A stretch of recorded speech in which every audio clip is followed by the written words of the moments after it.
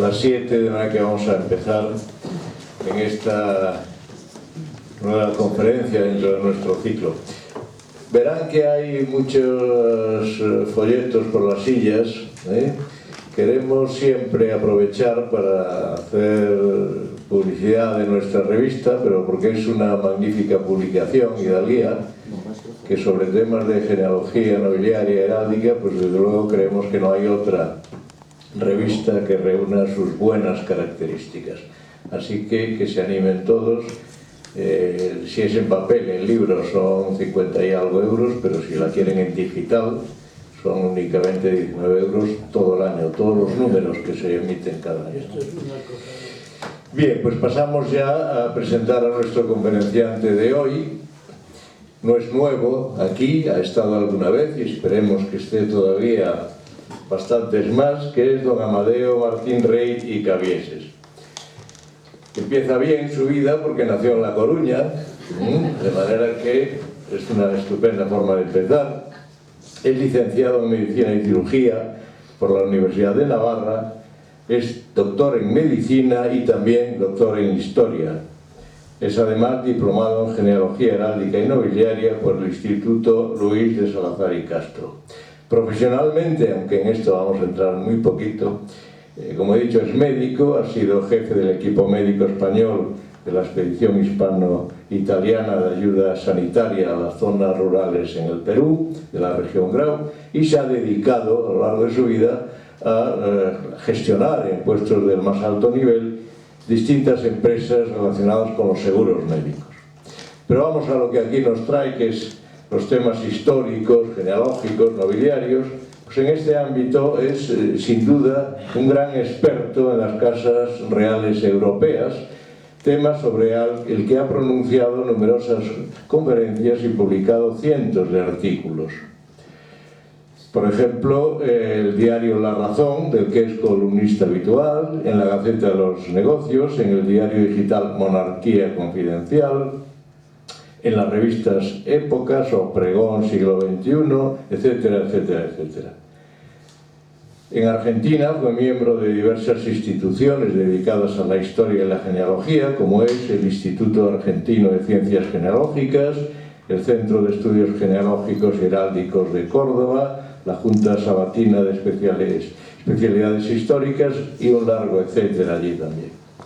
Es director de la página web y vocal de la Comisión de Publicaciones de la Real Academia Matritense de Heráldica y Genealogía, de la que, en fin, era académico correspondiente desde hace ya muchos años, pero recientemente ha sido hecho ya académico de número.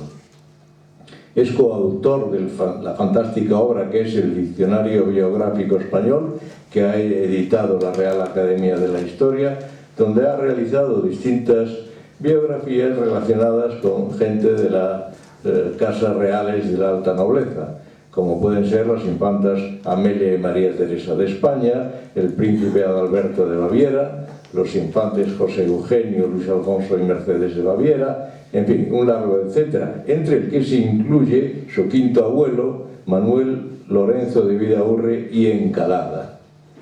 Es miembro correspondiente del Instituto Peruano de Investigaciones Genealógicas y miembro honorario de la Sociedad Peruana de Historia. Voy a resumir bastante porque lo he recortado muchísimo, pero aún así es muy difícil resumirlo. Es miembro de la Junta de Gobierno y delegado en Tarragona de la Asociación Monárquica Europea, donde ha desarrollado una intensísima labor de difusión y defensa de la monarquía, y fue miembro fundador de la Societat d'Estudis per el Ceremoniós. Como dijimos, ya adelantamos algo, el diario en sus trabajos sobre casas reales, el diario La Razón pues le encargó una serie de artículos que muchos hemos seguido con enorme interés, que fueron publicados Los secretos de la nobleza española, con casi 60 casas nobiliarias estudiadas españolas. Y posteriormente el mismo diario le encargó una serie que trata de los reyes sin trono, interesantísima. Yo, en fin, esperaba siempre con impaciencia ver los sucesivos artículos sobre este tema, donde hacía un relato de las casas reales europeas no reinantes, con un total de más de 30 artículos. y otra interesantísima que llevaba el título de Príncipes Excéntricos, y realmente hemos visto que lo sabía y mucho. Pertenece a la Academia Costarricense de Ciencias Genealógicas, es socio correspondiente del Instituto Portugués de Heráldica, bueno, y un largo etcétera. En el ámbito de la enseñanza es profesor de dinastías reales europeas en la Escuela Marqués de Avilés, constituida por la Asociación de Diplomados en Genealogía Heráldica y Nobiliaria de Madrid. Es profesor de dinastías europeas y monarquía española del Máster Oficial Universitario de Protocolo, Comunicación Institucional y Organización Integral de Eventos de la Universidad Rey Juan Carlos I de Madrid. Y en el mundo de las órdenes es caballero de gracia magistral de la Soberana Orden Militar de Malta y es miembro de su Asamblea Española. Es caballero de la Orden de los Santos Mauricio y Lázaro y de la Orden al Mérito de Saboya. Está en posesión de la Gran Cruz de Justicia de la Sacra y Militar Orden Constantiniana de San Jorge, orden en la que es viceauditor general y consejero de su Real Diputación. Su Alteza Real, el Duque de Braganza, jefe de la Casa Real Portuguesa, le nombró caballero de la Real Orden de Nuestra Señora de Villavijosa. Y Su Majestad el Rey, don Juan Carlos I, le otorgó la encomienda de la Real Orden de Isabel la Católica. Bueno, todo esto dentro de los muchísimos aspectos de enorme interés y de relevancia en su vida académica y profesional. Pero como lo que queremos es escucharle, pues Amadeo, te cedo la palabra para que nos hables del emperador rey Francisco José, íntimo a un siglo de su muerte.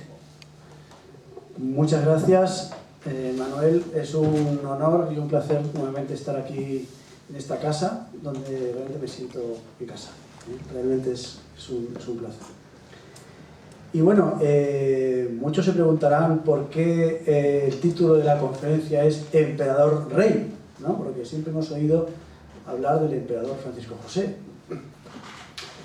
Bueno, a propósito, he traído esta fotografía, este dibujo en la carátula de la conferencia, donde se ve un escudo enorme a la izquierda, a su izquierda, sería a la diestra, heráldicamente hablando, ¿verdad? Y es el escudo de Austria, del Imperio Austríaco, y a la izquierda, o a la derecha, según se mire, es el escudo de Hungría, porque el emperador Francisco José era emperador de Austria y rey de Hungría, rey apostólico de Hungría. No olvidemos que, y esto de apostólico es muy interesante, porque yo siempre a los alumnos les explico que si yo les digo quién es el rey cristianísimo, me tienen que saber decir que es el rey de Francia. ¿Quién es el rey católico? Tienen que saber que es su majestad católica, el rey de España. O quién es el rey fidelísimo, todo el mundo tiene que saber que es el rey de Portugal. O quién es su graciosa majestad, pues es la reina de Inglaterra o el rey de Inglaterra. Por tanto, rey apostólico de Hungría y emperador de Austria. Esta es la persona de la que vamos a hablar. Y se puede hablar de Francisco José desde muchos puntos de vista. Estamos hablando de él hoy precisamente porque se cumple, el 21 de noviembre pasado, se cumplieron 100 años de su fallecimiento. En Austria, lógicamente, se ha celebrado con muchísima intensidad este aniversario, y con una exposición magna en Viena, etcétera, y con múltiples conferencias, libros, revistas dedicadas al tema, etcétera. Y en España, pues donde la relación de Austria con España pues ha tenido bastante más interés, o incluso bastante más historia y más longitud de lo que podemos imaginar, pues no se ha celebrado tanto, ¿no? Lógicamente era un emperador extranjero, un monarca extranjero. Hace no muchos años publiqué en una revista italiana que se llama Nobiltà, en 3 entregas, como los fascículos, ¿no? En 3 entregas, se llaman Las relaciones entre la Casa de Austria y la Casa Real de España, que son muy intensas, ¿no? Y Francisco José pues tenía también bastante relación con España, a pesar de que no se conozca mucho. Y se cumple, como digo, pues este año ese aniversario de la muerte de este rey de Hungría y también rey de Bohemia. A veces pongo también a mis alumnos la lista de títulos que tenía el rey de Hungría y emperador de Austria, y ocupa toda una página, ¿no? Archiduque de Austria, duque de Iliria, etcétera, etcétera. muchísimos títulos ducales, principescos, condales y de señoríos de diversa naturaleza, pero generalmente los conocemos a los Austria como archiduques de Austria, toda la familia imperial, príncipes de Hungría y de Bohemia. Por tanto, todos los archiduques de Austria son, a día de hoy, todos los que son archiduques de Austria son además príncipes de Hungría y de Bohemia. Algunos además son príncipes de otras cosas, por ejemplo, los Austria-Toscana son príncipes de Toscana, o por ejemplo los que son archiduques de Austria Este, pues son también príncipes de Módena, por ejemplo, ¿no? Pero en principio toda la casa imperial, los archiduques de la casa imperial son archiduques de Austria, príncipes de Hungría y de Bohemia. Bueno, hecha esta pequeña precisión inicial, pues diremos bueno, pues que su reinado, el reinado de Francisco José, ocupó buena parte del siglo XIX, empieza a reinar en 1848 y muere, como hemos dicho, en el año 16. Fue crucial en la política europea de su tiempo y es por eso que hoy quiero, digamos, dedicarle este tiempo, ¿no? esta charla. Su figura va más allá de la imagen de proyecto anciano, cabeza de un imperio, con fama de trabajador incansable y de defensor de la tradición, sumamente consciente de su condición de soberano, eso sí lo tenía muy claro, que era el emperador. Más allá incluso de poder ser considerado en cierto modo un emblema de la nación, después de sus largos 69 años de reinado, quiero hoy hablar no del Francisco José político, no del Francisco José gobernante, digámoslo así, sino del Francisco José hombre. Hombre que era hijo, era hermano, era marido y era padre, ¿verdad? Y era nieto, y era abuelo también, lógicamente. Hace muchos años, un primo mío, mi primo Gilbert Somi de Porturas, era entonces embajador del Perú en Viena y me invitó a pasar una temporada en Viena, ¿no? Pues una de las primeras cosas que le pedí a Gilbert es, por favor, quiero ir a ver la cripta de los capuchinos, ¿no? Y cuando fui a ver la cripta de los capuchinos, ¿no? Que es, aquí ven, es una imagen de estos dos escudos, pero rodeados de algunos de los señoríos de los que el emperador pues era señor, ¿no? Bueno, pues le dije a mi primo, quiero ir a ver esta cripta, la cripta de los capuchinos, de la iglesia de los capuchinos de Viena, que está en la plaza Neue Markt en Viena. Tiene una fachada muy sencilla, uno piensa que va a entrar a una iglesia muy pequeña, y realmente la iglesia es pequeña, pero la cripta es de techo muy bajo, pero bastante amplia, y llena de este tipo de tumbas, ¿no? Pero fíjense en la diferencia entre las dos tumbas que he traído, a propósito. He traído una fotografía de la tumba de Francisco José, que es una tumba bastante austera, bastante sencilla en todo lo que cabe, y a la derecha vemos la tumba del emperador Carlos VI. Y dirán, ¿quién es el emperador Carlos VI? Algunos de ustedes, ¿no? Todos lo sabrán. Pues yo entiendo que es una persona importante para España, porque fue nada menos que el archiduque Carlos, el pretendiente famoso, ¿no? Uno de las partes, de los contendientes en la guerra de sucesión española. Pues ven ahí, es el padre de la famosísima emperatriz María Teresa, ¿no? La gran María Teresa, ¿no? Bueno, pues ahí ven la tumba de Carlos VI, que es una tumba en bronce, dorado, espléndida, muy rica, en fin. Y en cambio ven la tumba de Francisco José. Bueno, pues impresiona, por tanto, esa humildad y yo diría que de alguna manera parece que está plasmando de modo gráfico esta tumba la forma de vida que llevó el emperador a lo largo de toda su existencia. Una vida de austeridad y una vida de trabajo, como vamos a ver ahora enseguida. Viena siempre impacta, es una ciudad que realmente vale la pena visitar, porque se ve enseguida que es la capital de lo que fue un gran imperio, de un país actualmente muy reducido a unas fronteras muchísimo más estrechas de lo que fue en su momento, pero que no obstante conserva esa gran importancia como capital. Bien, Francisco José, hemos dicho, vamos a recorrer un poco esa existencia que se desarrolló en una serie de palacios. A mí me gusta mucho poner, que el otro día que hablaba aquí de las casonas de Lima, pues hoy voy a poner algunas fotografías de algunos de los escenarios donde Francisco José desarrolló su vida. Y uno de ellos fue la llamada Hofburg, la Hofburg de Viena, el Palacio Imperial, el palacio más grande de Viena, a pesar de que no lo parece, porque esta fachada es una de las fachadas del palacio.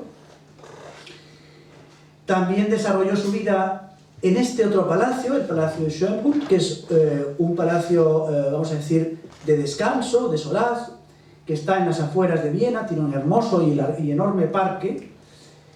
Y también en esta villa, la llamada Kaiservilla, que es la villa del emperador, que está en Bad Ischl y que es un lugar donde pasaba el verano el emperador. Un lugar donde, por cierto, nunca recibía, consideraba que era de mal gusto recibir en verano, y ahí él pasaba simplemente sus vacaciones, digamos así.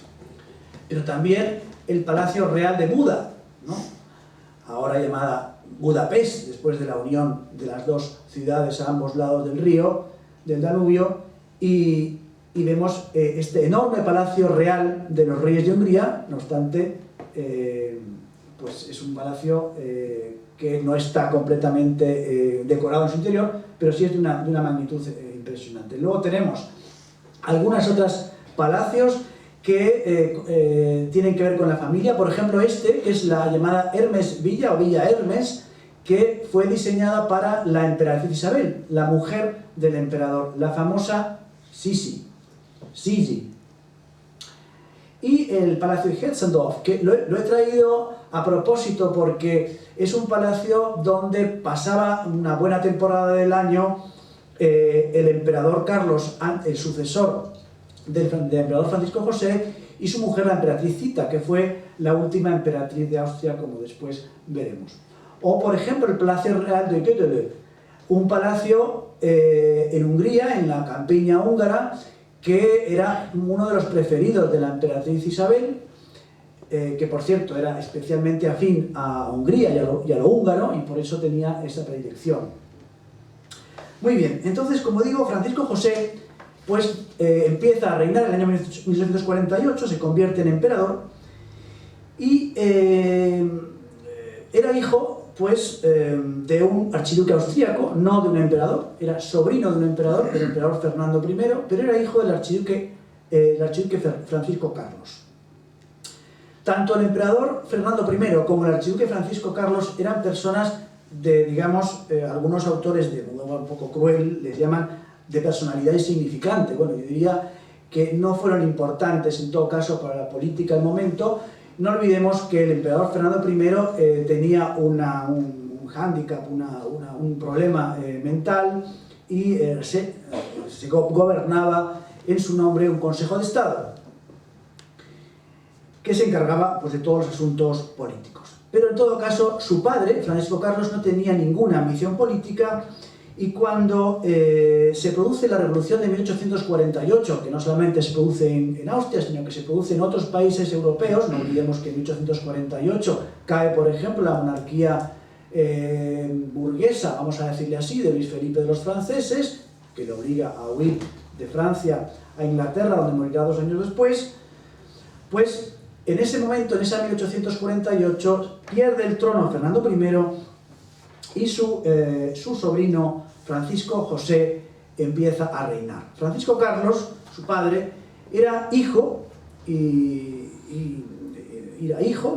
emperador Francisco I. Aquí lo vemos al emperador Francisco I, y traigo estas dos fotografías a propósito también, para que veamos el lado izquierdo. Vemos al emperador Francisco II del Sacro Imperio Romano Germánico, ¿no? Que es como se ha llamado en lo que vulgarmente cuando éramos niños llamamos Carlos V de Alemania y I de España. Bueno, pues esa Alemania no es otra cosa que el Sacro Imperio Romano Germánico, ¿verdad?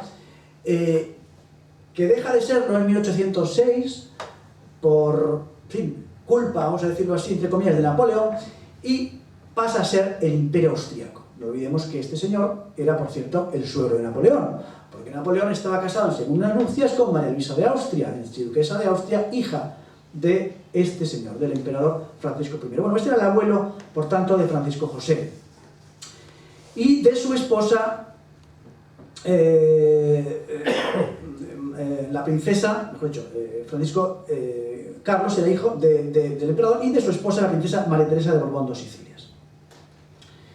curioso, pero varios de los hermanos de Francisco Carlos fueron monarcas reinantes. Aquí vamos a ver algunos de los hermanos de Francisco Carlos, un poco para ubicarnos familiarmente en el entorno que rodeaba a Francisco José, ¿no? Aquí vemos a su abuela, la emperatriz María Teresa, que no es la gran María Teresa de que hemos hablado antes, sino, como he dicho, María Teresa de Borbón-Sicilias, o de Nápoles y Sicilia. Pasa algo parecido con Nápoles y Sicilia y que lo que pasa con Austria, bueno, algo relativamente parecido, ¿no? En Nápoles y Sicilia eran dos reinos, ¿no?, diferentes, y que el rey Fernando IV de Nápoles se transformará después en Fernando I de las dos Sicilias. Bueno, algo parecido a lo que pasa con el Francisco I que he dicho antes. Aquí vemos a los hermanos de Francisco Carlos, o sea, los tíos, en realidad, de Francisco José, y vemos primero a la emperatriz María Luisa, de los franceses, en un cuadro de Jean-Baptiste Isabey, famoso cuadro. A la derecha, en la siguiente, en el centro, tenemos a la emperatriz María Leopoldina del Brasil, la mujer de Pedro I del Brasil, y luego tenemos a la reina Carolina de Sajonia, y ya finalmente a el emperador Fernando I, que hemos dicho que no llega a reinar efectivamente por sus problemas de salud. Debido al parentesco entre sus padres, no olvidemos que María Carolina de Austria, reina de las dos Sicilias, fue hermana de Leopoldo II de Austria, o Leopoldo II del Sacro Imperio, padre de Francisco I. Francisco Carlos y sus hermanos resultaron víctimas de una endogamia que hemos también vivido en España, ¿no? La famosa endogamia de los Austrias, ¿no?, que dio, en fin, algunos problemas a la sucesión austríaca, concentrados probablemente de modo singular en Carlos II, el hechizado. De hecho, 5 de sus hermanos no pasaron de la infancia. Su hermano Fernando, más tarde el emperador Fernando I, nació con hidrocefalia y fue esquizofrénico. Su hermana Mariana era una débil mental, sumida en un estado vegetativo, y estuvo a su supervisión de una enfermera hasta su muerte en un cuarto cerrado de palacio. Los dos hermanos, María Luisa, la he citado antes, la esposa de Napoleón, al igual que Francisco Carlos, padecieron grandes variaciones de humor, y quizás la excepción a todos estos problemas de salud del entorno familiar fuera la emperatriz María Leopoldina, que fue brillante, fue una mujer de gran inteligencia, agilidad mental, gran talento artístico y realmente una mujer muy singular. Ahora bien, si su padre, Francisco Carlos, era una persona poco notable, vamos a llamarlo así, sin embargo, era especialmente notable su madre, la archiduquesa Sofía. Su esposa, la madre de Francisco José, era una mujer de gran talento, una mujer inteligente, culta y sobre todo una mujer muy ambiciosa. Ambiciosa para sí, no, ambiciosa para su descendencia, especialmente para sus 3 hijos varones, Francisco José, del que hablamos ahora, y también algún otro que ahora vamos a mencionar. Bien, a su preponderante influjo, el influjo de su madre, debe Francisco José una educación muy compleja, una educación en la que especialmente tiene especial importancia la educación lingüística. No olvidemos que el emperador va a ser un emperador de un imperio multinacional, de un imperio en el que se mezclan orígenes, etnias diversas, religiones diversas, idiomas diversos. Y Francisco José conocía, lógicamente, el alemán, que es el idioma materno, pero también hablaba perfectamente italiano, hablaba perfectamente inglés y francés, y conocía muy bien otras lenguas, como pueden ser el checo, el polaco, el croata. Y todo esto no le fue nada inútil en su vida. Además, Francisco José se dedicó durante su vida a realizar esto que algunos llaman Grand Tour, ¿no?, el Gran Tour, ¿no? Este viaje que hacían los hijos de la nobleza o de la gentry inglesa durante el siglo XVIII, sobre todo a Italia y Grecia, pero especialmente a Italia, para conocer la cultura clásica, ¿no? Bien, pues también le pasó esto a Francisco José, y fue por eso que empezó a dibujar. Francisco José fue, como muchos otros monarcas europeos, un gran dibujante, un gran pintor, especialmente a la acuarela. Recorría estas ciudades italianas y pintaba y reflejaba lo que iba viendo en estas ciudades de modo bastante agudo, con lo cual demuestra que tenía dotes de observación bastante significativas. Bien, sin embargo, el influjo de la archiduquesa Sofía, la madre de Francisco José, que hemos dicho que es importante para su vida, fue, digamos, negativa para su matrimonio, de alguna manera. ¿Por qué? Porque era una mujer muy dominante, una mujer que no se llevó nada bien con su nuera, la emperatriz Isabel. Y no era para menos, porque, entre otras cosas, una de las lindezas que hizo esta mujer fue quitarle, de alguna manera, en la práctica, la custodia de los hijos, los hijos de Isabel y de Francisco José, y prácticamente los educó ella, al principio por lo menos. Permitía solamente que fuera a ver a sus hijos 1 hora al día, especialmente al mayor, a Rodolfo, que fue el heredero, pues lo veía muy poco. Vemos ahora algo de Francisco José, hermano. Vemos aquí, antes de seguir, a los padres de Francisco José, a Francisco Carlos y a esta archiduquesa Sofía, de la que luego diré alguna cosa más. Aquí vemos a Francisco José en manos de su madre y Francisco José joven, todavía bastante niño. Pues bien, veamos a Francisco José hermano. Francisco José tenía varios hermanos, como he dicho, pero uno de ellos fue este precisamente. Tuvo a Maximiliano I, emperador de México, que vemos aquí, a Carlos Luis, a María Ana, a un niño nacido muerto y a Luis Víctor. No hace mucho tiempo, el 10 de abril de 2013, un buen amigo mío que vivía en Madrid, que era el conde Rafael Barbuchail, me pidió que presentara un libro suyo en la Casa de América, un gran libro suyo que se llama Fernando Maximiliano de Habsburgo, perfil humano de un archiduque emperador. Este era el archiduque emperador, Maximiliano de Austria. Maximiliano de Austria tuvo una vida verdaderamente peculiar. Se dedicó primero a la marina, fue un almirante de la Armada Austríaca, tenía su casa en Trieste, el famoso castillo de Miramare, que está en el Adriático, un lugar precioso. Allí se instaló con su mujer, con la princesa Carlota, nacida Carlota de Bélgica, y organizó pues, un jardín estupendo, un jardín botánico, el famoso jardín botánico de Miramare, de una manera verdaderamente notable. Pero un buen día, la Asamblea Mexicana, una delegación, una comisión de esta asamblea, llegó a Miramare pues, para ofrecerle el trono mexicano. El trono mexicano que mala hora aceptó, porque eso fue en 1864 y duró nada más que hasta 1867, año en el cual Benito Juárez y sus amigos pues decidieron fusilar en Querétaro al emperador Maximiliano. Hace 3 años estuve en Ciudad de México por motivos de trabajo y me escapé a ver el castillo de Chapultepec. El castillo de Chapultepec, que todavía a día de hoy está en una colina que domina la Ciudad de México y todavía a día de hoy conserva muchísimos recuerdos de Maximiliano. Es más, los mexicanos le dan especial importancia a esos solo 3 años de historia de su nación, donde fue especialmente espléndida, digamos, la corte, evidentemente la corte imperial, y en ese castillo se conservan multitud de retratos, algunos muebles de la época, pero sobre todo algunos retratos, algunos incluso del gran Winterhalter, el famoso retratista de la realeza europea del siglo XIX. Por ejemplo, este que está aquí, de la emperatriz Carlota, está ahí, está en Chapultepec, y es un lugar realmente digno de visitar. Pues bien, después de esta muerte de Maximiliano, imagínense lo que debió sufrir Francisco José. Francisco José, que se consideraba y era jefe de la Casa de Austria, de la Casa Imperial de Austria, pero además consideraba que su familia, de alguna manera, era prácticamente intocable, ¿no? Y el hecho de que fusilaran, nada menos, un fusilamiento, ¿no?, a un hermano suyo, pues realmente fue un shock. También lo fue para la archiduquesa Sofía, que veía así acabar la vida de Maximiliano, su hijo, ¿no? Pues bien, la emperatriz Carlota, la vemos aquí, no murió en ese año.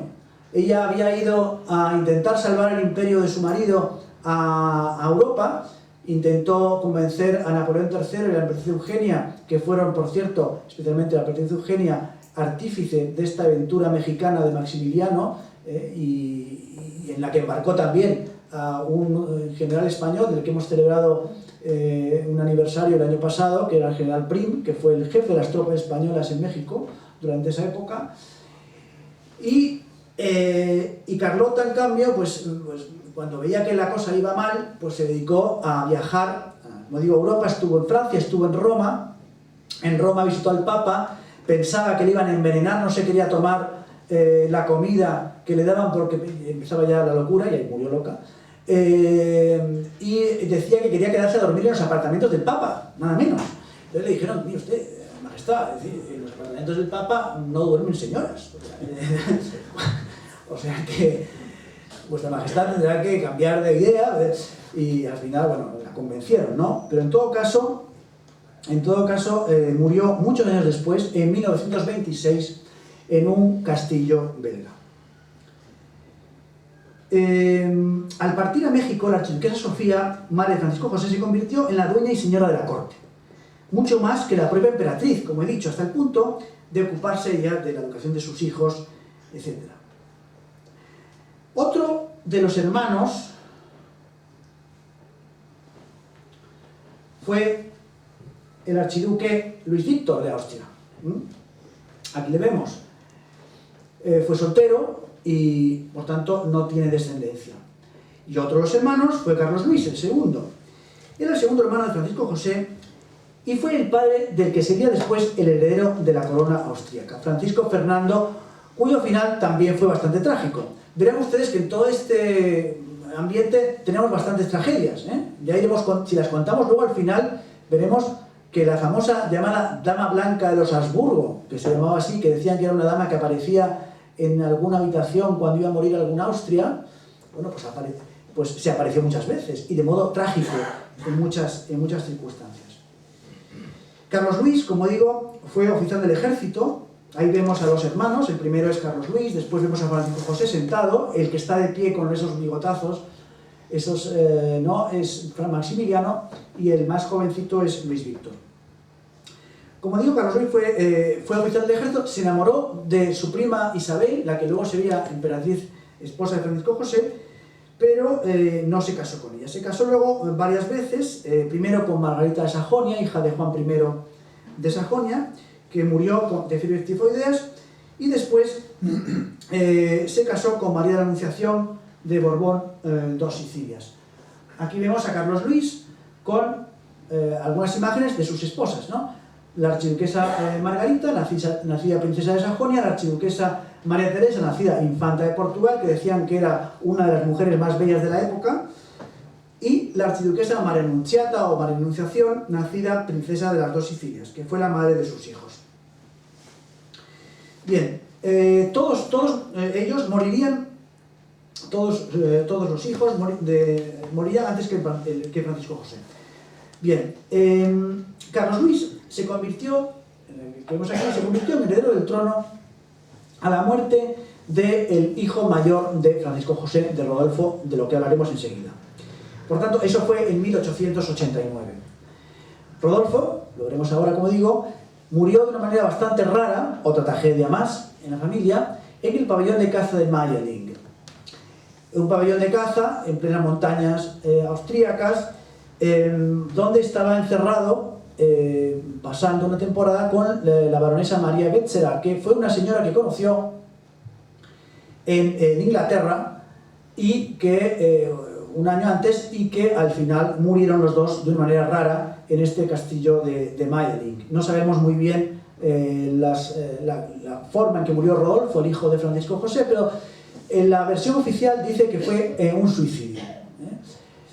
Hay otras versiones que dicen que fue un asesinato y que alguien del entorno de la corte lo asesinó, pero en todo caso murieron él y su novia, o mejor dicho su amante, murieron ahí en este pabellón. Bien, quizás uno de los episodios más conocidos de la vida de Francisco José sea, lógicamente, su matrimonio con la emperatriz Isabel. Con Isabel en Baviera, ¿no? Y dirán ustedes, ¿cómo es que eso de Isabel en Baviera? ¿Qué es eso de en Baviera? ¿No es de Baviera? Pues no, no es de Baviera, ¿eh? Nosotros tenemos, los que nos dedicamos a estas cosas, tenemos la costumbre de distinguir entre la Casa Real de Baviera, ¿no?, y la Casa Ducal en Baviera. ¿Por qué ducal en Baviera? Porque son los únicos duques de Baviera, en Baviera, ¿no? Y son los Herzog zu Bayern, o sea, duques en Baviera, que sería de Baviera también, y los reyes de Baviera, ¿no?, el rey de Baviera, König von Bayern, ¿no? Por tanto, estamos hablando de que la archiduquesa Isabel, luego emperatriz de Austria Isabel, pues era hija del duque Maximiliano en Baviera y de la princesa Ludovica de Baviera. Por tanto, era prima de Francisco José. ¿Por qué? Porque Ludovica era hermana de Sofía, de la madre de Francisco José. Eran primos hermanos. Estas son dos imágenes de unas famosísimas películas que probablemente ustedes hayan visto, de un productor, de un director austríaco que se llama Ernst Marischka, que hizo una trilogía, unas 3 películas sobre la vida de Sisi, ¿no?, de la emperatriz Isabel. Y estas son, aquí concretamente, vemos a Karl-Heinz Böhm, que es el que hace de Francisco José, y a nada menos que Romy Schneider, que hace de la emperatriz Sisi, ¿no? Bien. Pues a pesar de que en primer lugar la duquesa Elena en Baviera, luego princesa von Thurn-Taxis, había estado destinada a casarse con Francisco José, el 24 de abril de 1854 el joven emperador contrajo matrimonio con su hermana la duquesa Isabel. Una mujer, como vemos aquí, y podría ser muy parecida a la auténtica Isabel, una mujer de enorme belleza, y de esa unión nacerían un hijo y 3 hijas, como luego vemos. Fue un matrimonio de amor, un matrimonio realizado con prometedoras esperanzas, pero que luego veremos que no llegó a ser de una total felicidad.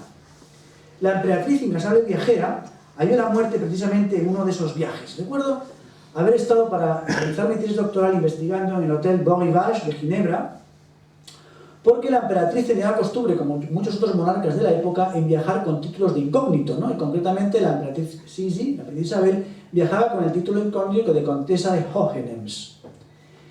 Estando en el Beau Rivage, constaté que efectivamente viajaba con ese título porque me dejaron ver los libros de asiento de pasajeros, de viajeros del hotel, y efectivamente ponía Madame la Comtesse de Hohenems, ¿no? Y así estaba en todas partes la que en realidad era, y estaba en todas sus cuentas, por cierto, estaba la que en realidad era la emperatriz Isabel. Bueno, pues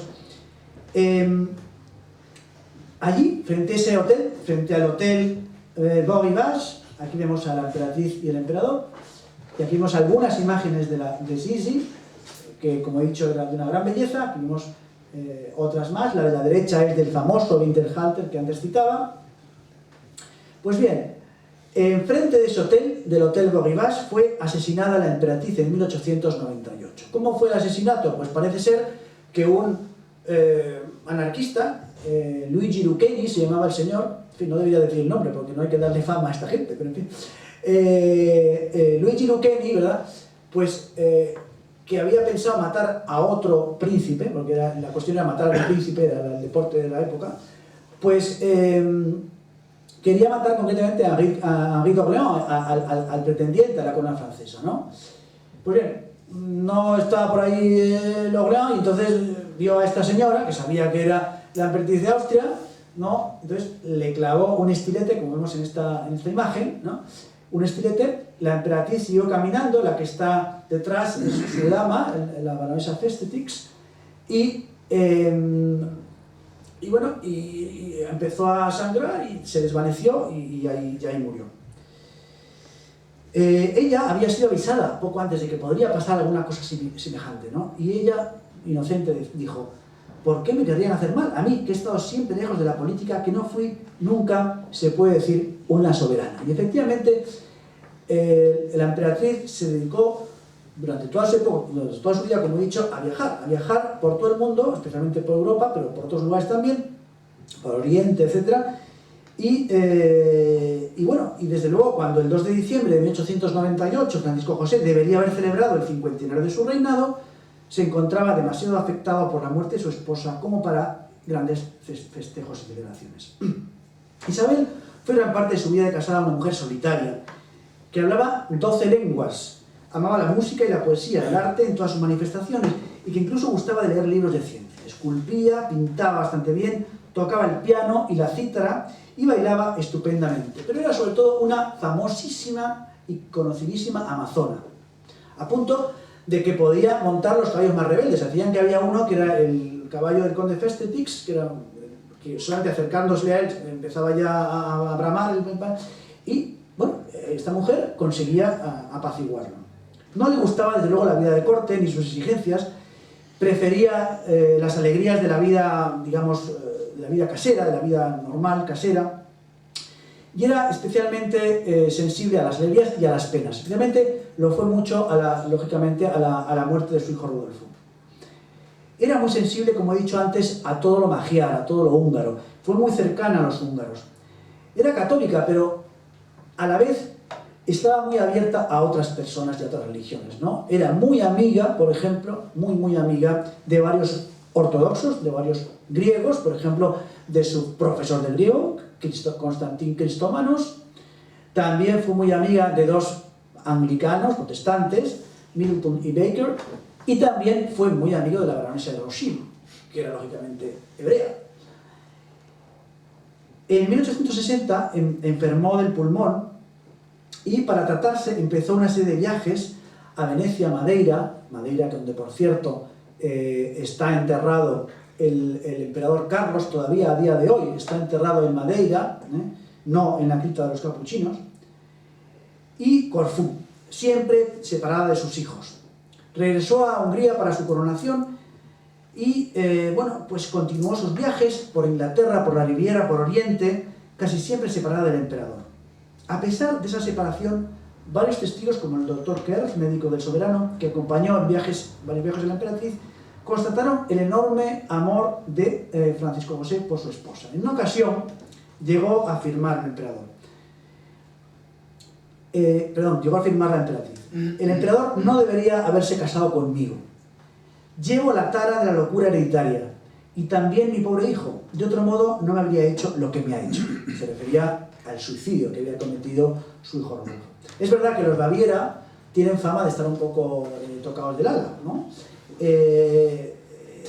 Yo no sé si eso, en fin, no sé si se ha estudiado, la verdad es que no lo he investigado médicamente, pero lo cierto es que varios Baviera han tenido una vida un poco peculiar, ¿no? Uno de los primos de Sisi más amigos de ella era el rey Luis II de Baviera, el famoso llamado rey loco, que no era tan loco, pero en fin, del famoso rey loco, porque por cierto, artífice de castillos como Here Himse, Lindenhof o Neuschwanstein en Baviera, es artífice de buena parte de la riqueza turística de Baviera a día de hoy, o sea que se vive en Baviera gracias a los castillos del rey loco, ¿verdad?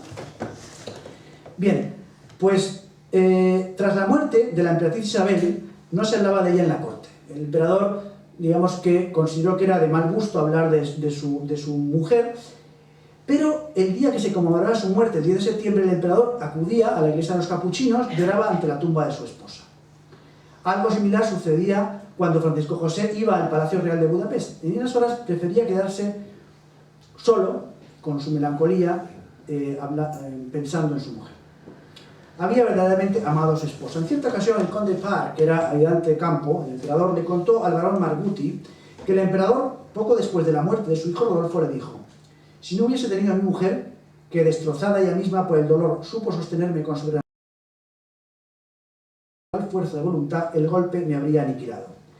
Y cuando ella fue asesinada y recibió la terrible noticia, fuera de sí e incapaz de ser dueño de sus nervios, con la mirada fija y vacía, casi balbuceando, dijo: nadie sabe cuánto nos hemos amado. Veamos aquí el Hotel Bogivas, y esta estatua que está justo enfrente del Hotel Bogivas, una estatua bastante fea a mi modo de ver, pero en fin, es una estatua que recuerda a la emperatriz, es de la emperatriz, se supone, y vemos que está con un abanico. La emperatriz no le gustaba la publicidad, no le gustaba ser vista. No le gustaba su dentadura, porque por cierto la tenía bastante mal, bastante afectada. Entonces, cuando sonreía se tapaba con el abanico, y por eso la han dibujado, la han esculpido ahí con ese abanico en la mano. Bien, Francisco José padre. El 2 de diciembre de 1888, Francisco José festejaba sus 40 años de reinado, confortado por innumerables pruebas de afecto de sus súbditos. Pero muy poco después vería como un golpe atroz le era asestado el fallecimiento del que vemos aquí, de su hijo Rodolfo, su único hijo varón y heredero de la dinastía, muerto en las circunstancias que antes mencionaba. Bien, en un momento dado parece que pensó en anular su matrimonio. ¿Su matrimonio con quién? Con la princesa Estefanía de Bélgica. Para ello se dirigió Rodolfo al Papa León XIII, que puso la decisión en manos del emperador. Lógicamente, el emperador, indignado, dijo que por nada del mundo aprobaría tal proyecto. Parece que tras esta conversación entre el emperador y Rodolfo, el emperador cayó desvanecido, muy afectado por esta conversación, donde su hijo decía que quería anular el matrimonio y casarse con esta señora, con María Betzera, que era su amante. Esto sucedía en los últimos días de enero de 1889.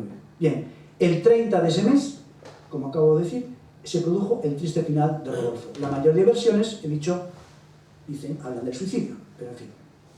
El archiduque heredero moría sin descendencia masculina de su matrimonio con la princesa Estefanía, de la que solo tuvo una hija, la archiduquesa Isabel, que murió joven. Esta desaparición no solo afectó de modo gravísimo al emperador y a su familia, porque ponía de alguna manera en solfa a ver quién iba a ser heredero, sino que sobre todo pues causaba una gran pena, ¿no? Pero sin embargo las normas sucesorias eran claras, como lo son en las monarquías en principio.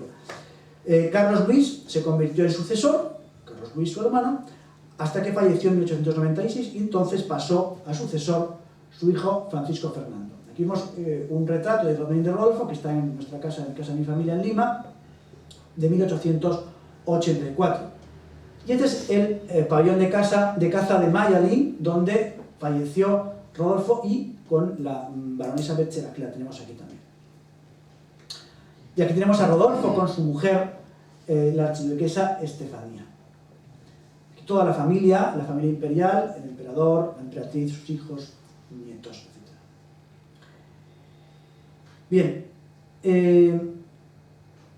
la muerte de Rodolfo cubrió la vida de Francisco José de una sombra que duró toda su existencia.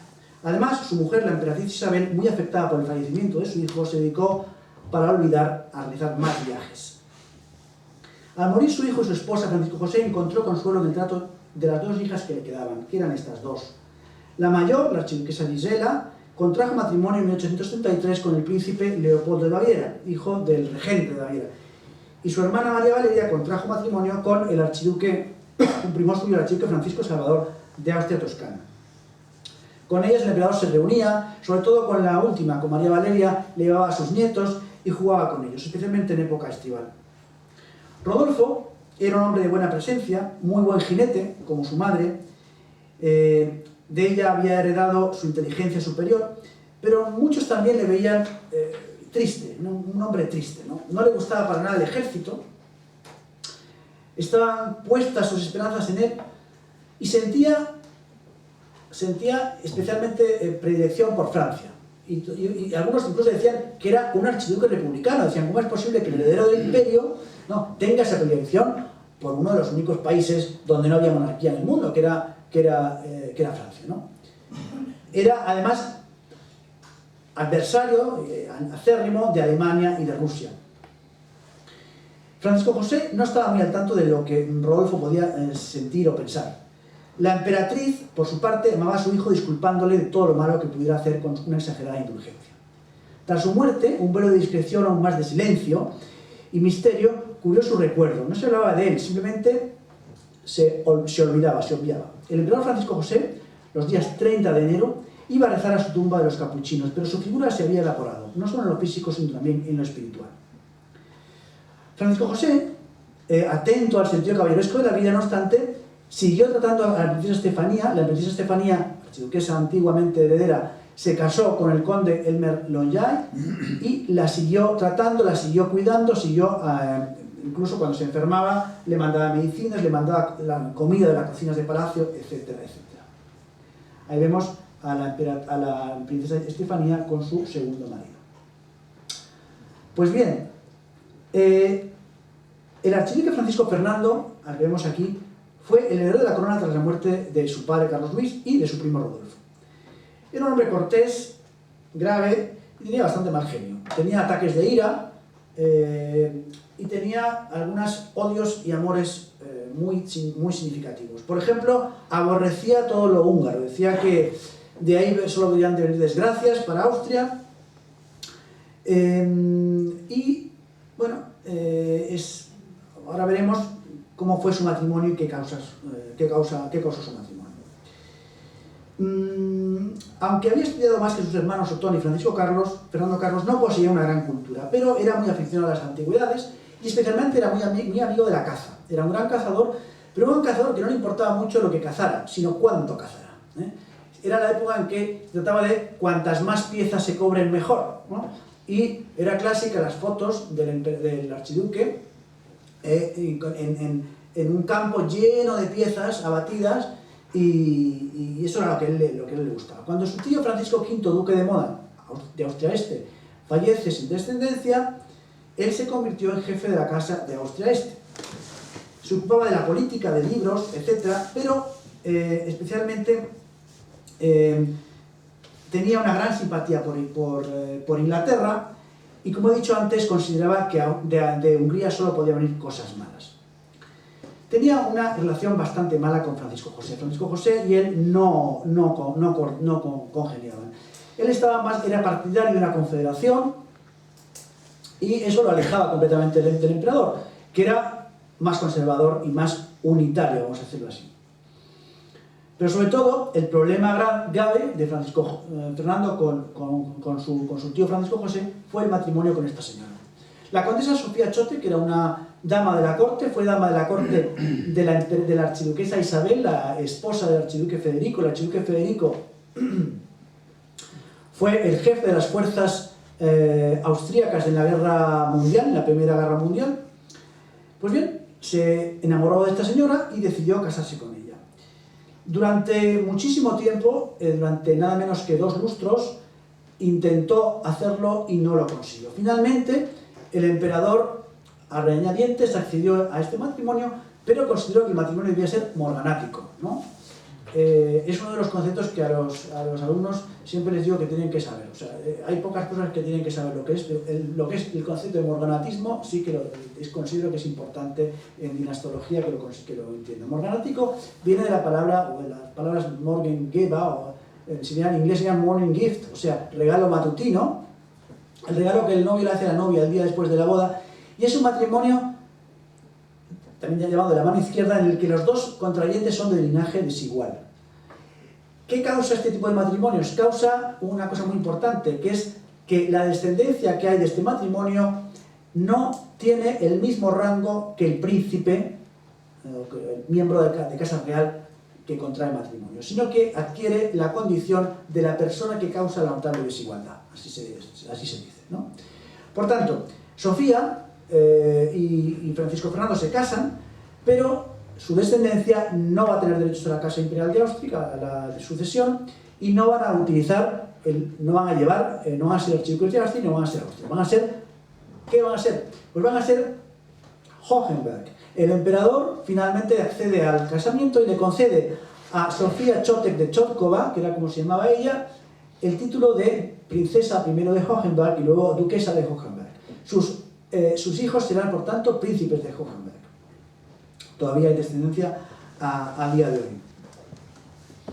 Pues bien, ¿qué sucede? Sucede que en el año, aquí vemos a la familia de Francisco Fernando con su mujer y sus 3 hijos, y el castillo de Aststetten, que es el castillo donde están enterrados, el castillo donde finalmente acabarán siendo sepultados. Bien, en un viaje de Francisco Fernando y Sofía a Bosnia, en Sarajevo, pues les cupo la mala suerte de sufrir asesinato. Fueron asesinatos el 28 de junio de 1914. Este asesinato es el detonante, vamos a llamarle así, de la Primera Guerra Mundial. El conde Parr, fíjense esto que fuertes. El conde Parr, que he citado ya antes, cuenta que dijo Francisco José algo terrible, ¿no? El omnipotente ha puesto orden en algo en lo que yo no he podido.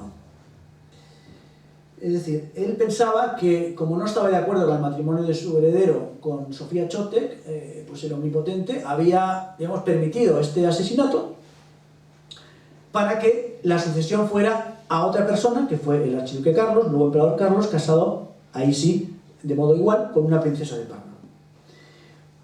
Cuando estalló la Primera Guerra Mundial, cuyo detonante fue este asesinato,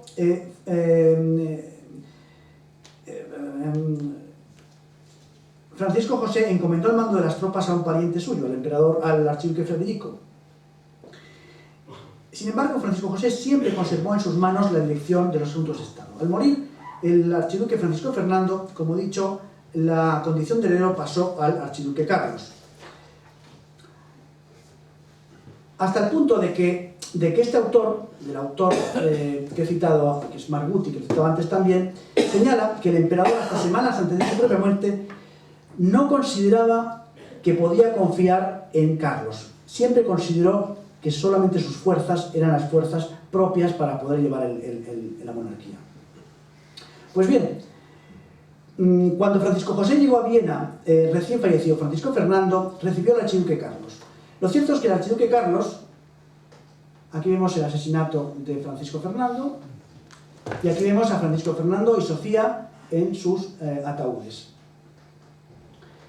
El archiduque Carlos, en cambio, sí era, digamos, persona del gusto de Francisco José. Lo asoció enseguida al gobierno, le pasó asuntos militares y asuntos políticos, asuntos de Estado, y lo visitaba frecuentemente, visitaba a su mujer, a la emperatriz, o a la archiduquesa Zita en aquel momento, que fue nacida princesa de Parma, con frecuencia, y tenía una gran predilección por el archiduque Otto, que algunos de ustedes quizás hayan conocido, porque el archiduque Otto murió a una avanzadísima edad, había vivido en Lequeitio, en España, de muy joven, y venía con bastante frecuencia, hablaba, por cierto, 7 idiomas perfectamente, y entre ellos el español. Fue diputado en el Parlamento Europeo, y ahí lo vemos en los brazos de su padre y con su tío abuelo, el emperador Francisco José. Pues bien, a pesar de todo, el emperador Carlos, el nuevo emperador Carlos, mostraba hacia Francisco José algún desacuerdo, ¿no? Incluso en algún momento llegó a decir: cuando tenga en mis manos el timón del Estado, actuaré de modo diferente, muy diferente. Bueno, pues bien, eso sucedió el 21 de noviembre de 1916, cuando Francisco José muere. No quería dejar de citar a esta señora, que fue Katharina Schratt.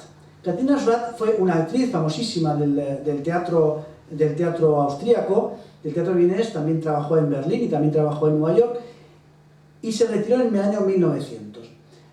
Como su mujer, la emperatriz Isabel, se daba cuenta de que dejaba solo a su marido con bastante frecuencia, decidió presentarle a una amiga. En realidad la conoció en el teatro y decidió que fueran amigos. Y fue la propia emperatriz la que propugnó esta amistad. Una amistad que duró hasta la muerte del emperador, porque ella murió en 1940, muchos años después.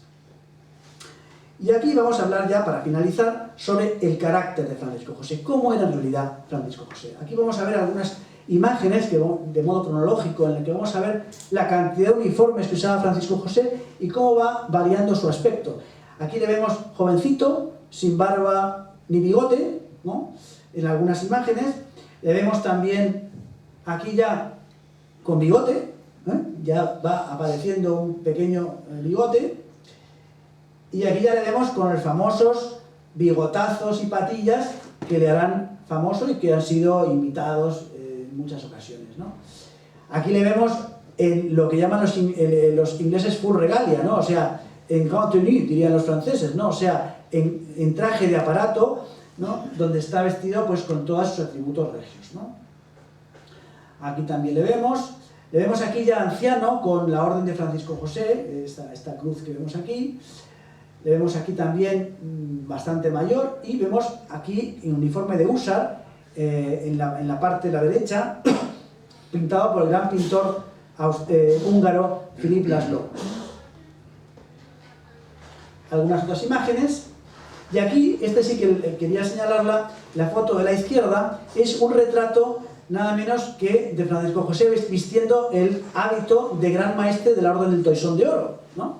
Ustedes saben que la Orden del Toisón de Oro tiene dos ramas, la rama española, ¿no?, que otorga el rey de España como duque de Borgoña, porque en realidad no olvidemos que el Toisón de Oro es fundado por Felipe III, duque de Borgoña, y la rama austríaca, que la otorga el emperador de Austria, o sus sucesores. Aquí vemos algunas otras imágenes. En la de la derecha vemos una imagen poco habitual de Francisco José, porque le vemos vistiendo uniforme austríaco, pero una banda azul Prusia, colocada de modo contrario al normal, al habitual, ¿no? Las bandas de las condecoraciones de las grandes cruces se colocan siempre del hombro izquierdo del hombro derecho al costado izquierdo, y ahí vemos justamente al contrario. ¿Por qué? Porque es la orden de la jarretera, está ostentando la orden de la jarretera, la orden más importante de Inglaterra, ¿no?, que se ostenta de modo al revés, ¿no? Y ahí vemos otras imágenes con uniforme húngaro, ahí lo vemos con uniforme de magnate húngaro, y algunas fotografías, estas sí, son fotografías del emperador.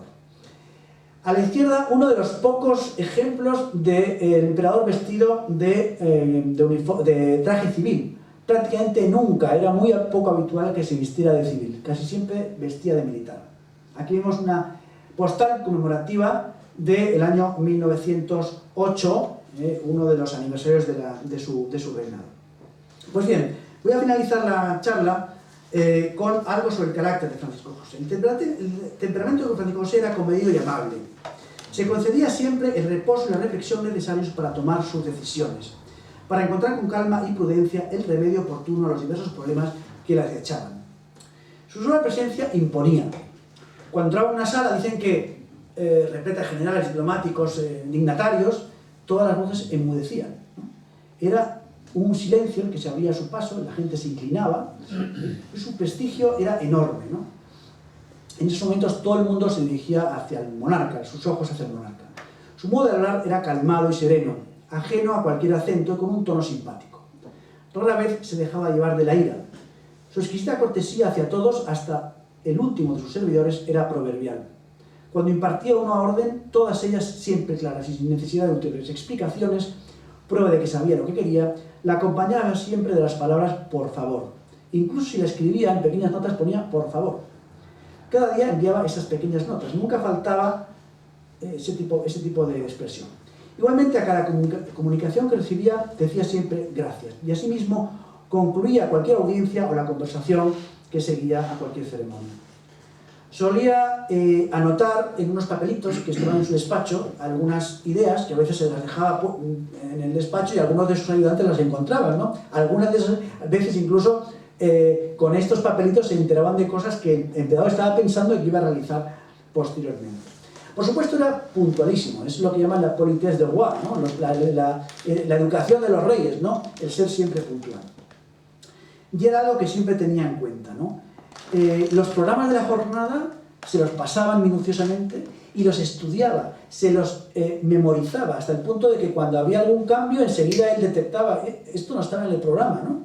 Ah, sí, perdón, señor, así está. Se decía que solo era comparable a la suya la memoria del rey Eduardo VII de Inglaterra. Se levantaba a las 4 de la mañana, todos los días. Le fregaban los criados con agua helada en la espalda y el pecho. Dicen que eso fue causa de la bronquitis que le llevó a la muerte. Y trabajaba solo hasta las 7 o 7 y media de la mañana. Desde esa hora recibía a los jefes de gabinete y otras personas, y antes que nadie a su general ayudante. Estas reuniones solían durar hasta las 10 de la mañana. Desde esa hora recibía a los dignatarios, ministros nacionales o extranjeros. Estas recepciones duraban a menudo hasta las 5 o 6 de la tarde, con la sola interrupción debido al almuerzo, servido siempre en una bandeja en la misma estancia, entre las 12 y las 12 y media de la mañana. Después de las 6 tenía su cena, que comía solo o en compañía. Trabajaba luego un rato más y a las 8 u 8 y media se retiraba a dormir.